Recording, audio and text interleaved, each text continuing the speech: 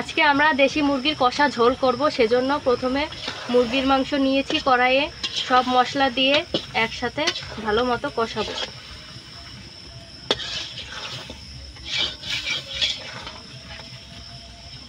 এখানে আমি মশলায় ব্যবহার করেছি পেঁয়াজ বাটা, রসুন বাটা, জিরা বাটা, আদা বাটা, সাথে এলাচ, দারচিনি সব একসাথে বেটে মশলা দিয়ে দিয়েছি। শুকনো মশলায় দিয়েছি মরিচের গুঁড়া, হলুদের গুঁড়া, লবণ, তেল।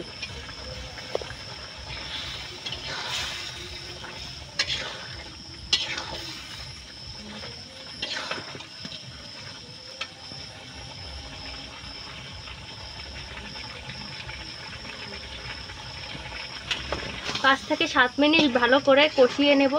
কষিয়ে ঢাকুন দিয়ে দেব। এবার ঢাকনা দিয়ে দেব। মুরগি ভালো মতো কষানো হয়ে গেছে। এখন আলু দিয়ে অল্প কষিয়ে ঝোলের পানি দিয়ে রান্না করব।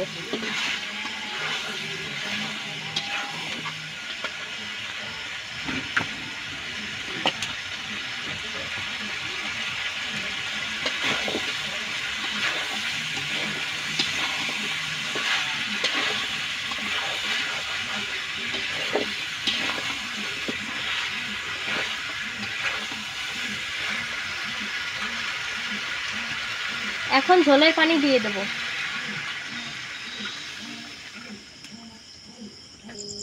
ঝোলের পানি দেওয়া শেষ। এখন ঢাকনা দিয়ে রান্না করব।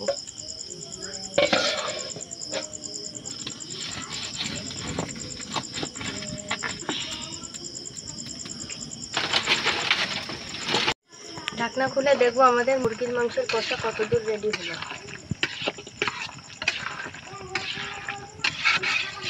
এই যে অল্প পরিমাণে কিছুটা ঝোল আছে, এখন নামিয়ে নেব।